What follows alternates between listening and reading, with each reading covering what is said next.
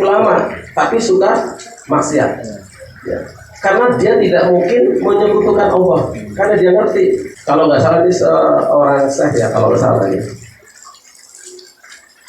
itu malam-malam didatangin di langit, udah kayak ares ya singgah sana Allah, ngakunya Allah itu putih-putih di atas langit. Kalau nggak salah Imam Ghazali siapa ya? Kalau salah ini ya, Imam Ghazali ini kan lagi ilmu dia. Aku ini Allah begitu. Aku ini Allah. Kamu sudah nggak usah macam-macam, kamu udah dijamin masuk surga. Karena Imam Ghazali itu ahli ilmu, ngerti. Laisa kamitslihi syai'un. Allah itu tidak ada tandingannya. Kalau yang kita lihat berarti bukan Allah. Nah gitu. Dia ngerti lah. Dia bilang setan kamu kabur. Paling itu iblis lagi nyamar. Adiknya teman saya suka pikiran. Malam-malam tahajud pikir terus. Didatangi Sunan Kalijogo. Dia bilang apa? Kamu sudah cukup sholatnya, nggak usah 5 waktu. Kamu cukup sholatnya 3 kali saja, karena sudah dijamin kamu masuk surga. Akhirnya dilaporkan kakaknya teman saya, orang UIN juga, orang pesantren juga. Dibilang itu jinnya lagi nyamar. Itu adalah iblis kerjanya. Ngakunya wali. Nah, saya khawatir ini banyak yang ngaku wali, datang ke rumah-rumah, gitu ya. Akhirnya nggak pada salat di musola. Nah, kalau itu terjadi, ngaku Islam, ibadah di rumah terus, pikiran di rumah, sendiri di rumah terus, itu bisa jadi adalah menyangka dia mendapat hidayah yang berbahaya. Karena Islam mengajarkan kita untuk berjamaah, itu fungsinya. Kalau nggak berjamaah, bermasalah dia, pasti bermasalah. Nah, saya khawatir itu begitu. Tapi di sini nggak ada ya. Di sini ke masjid ke musola. Takutnya di rumah terus, merasa di rumah lebih baik daripada di masjid atau di musola. Gitu ya. Pikir aku tahajud terus. Merasa itu tadi, padahal itu adalah godaan dari jin yang nyamar, iblis yang nyamar. Itulah ahli ibadah, gampang tersesat. Ya, gampang tersesat. Nah, kalau ahli ilmu itu tidak. Nah, kalau ahli ilmu, kenapa ahli ilmu masih tetap masuk surga? Karena dia bisa istighfar, tahu caranya bertobat. Nah, gitu loh.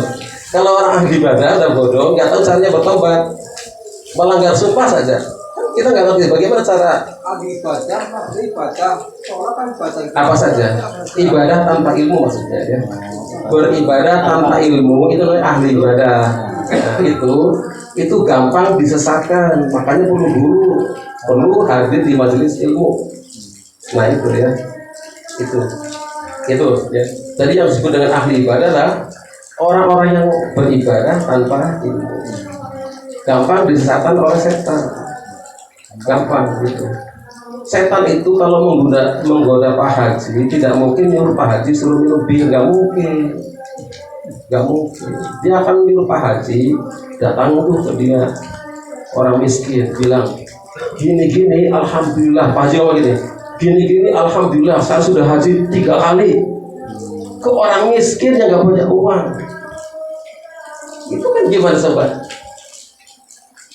Kelihatannya nggak ada masalah, kelihatannya tidak apa-apa, dia di dalamnya itu ada iblisnya. Itu begitu. Makanya kalau di tasawuf, kalau kita lagi senang beribadah, senang banget, suruh hentikan. Jangan-jangan itu adalah yang nyuruh setan, gitu. Harus sadar dulu, harus benar-benar sadar, jelas gitu. Itu begitu ya. Gitu.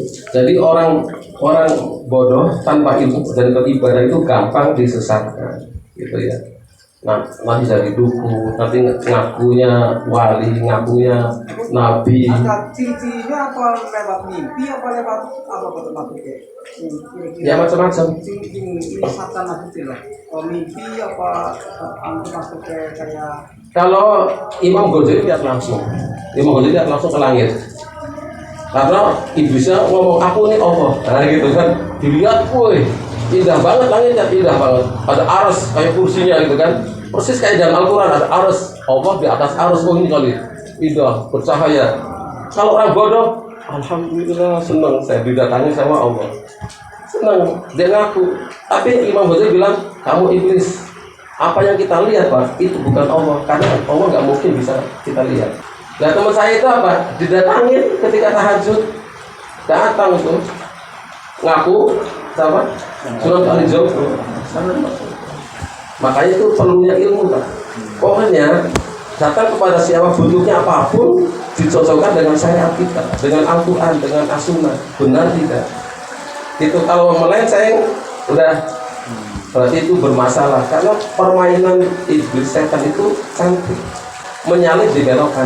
Pertamanya sih gampang, lurus, kelihatan benar, begitu dibelokkan cantik. Jadi orang ahli ibadah itu gampang disesatkan. Ternyata wong sholat apa kadang ada cerita itu apa sembahyang pikiran mana itu toh di luar pikirannya apa mikir dia kayak gitu kadang kurang khusyuk beribadah. Nah, ini ya. Saya sering katakan, saya waktu di khotbah saya ngomong ya.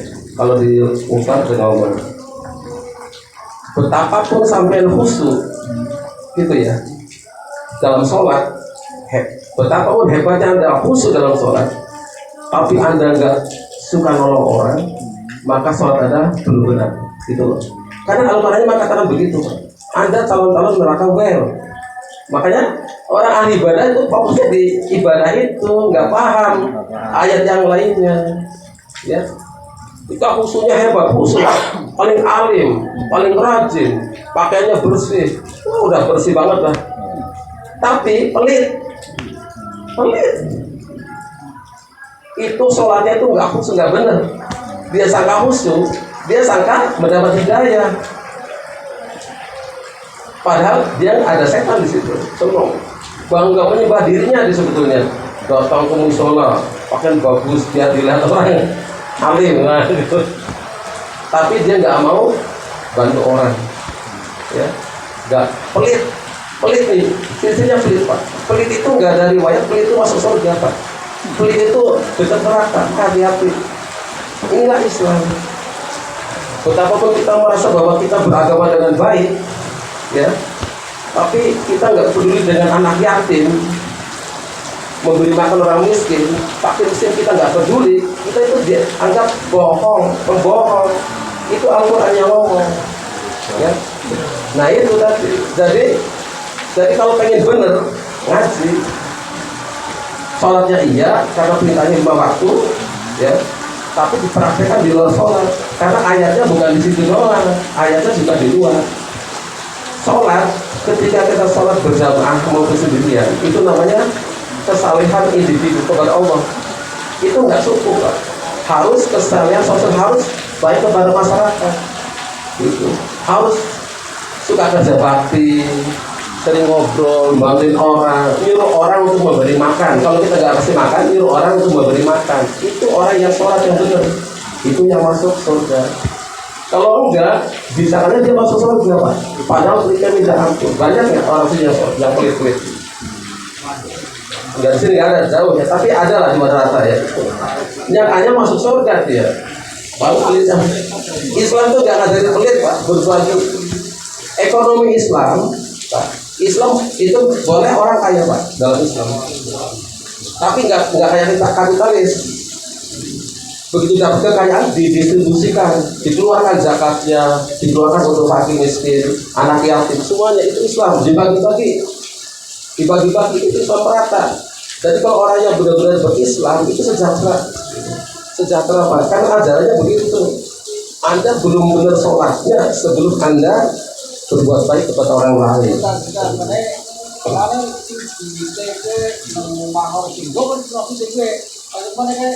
Sifat-sifat itu kewajiban itu orang yang masuk ke sifat-sifat masih tinggi lah. Apa itu? Itu kan sebenarnya sebagai kota-kota kan angka maupun itu masih tinggi. Ini sodako adalah sisa. Nah, sisa enggak? Kalau enggak sisa sedekahnya ya dengan tenaga, dengan pikiran berbuat baik. Kullu ma'rufin sodako. Semua perbuatan baik, meninggalkan diri dari jalan, yang membuka Itu sodako Pak. Iya, ini dia nih uang sebenarnya. Iya nggak apa-apa. Sodako aja ya. Ah, iya. Ini yang dibeli langka itu. Iya. Jadi sodako itu yang sisa ya, sisa. Oh iya. Makanya sodako itu tidak wajib, tidak sholat wajib. Makanya jangan salah, sholatnya dulu.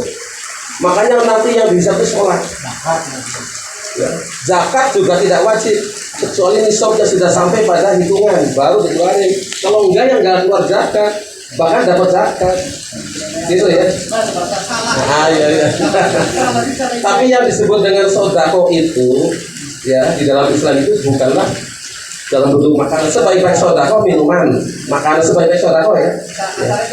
Tapi tenaga, pikiran, berbuat baik tanpa orang lain tahu, malam-malam datang ke musola bersih WC, itu sodako Pak. Itu sodako, orang nggak tahu. Ya. Nyapu jalan itu sodako. Itu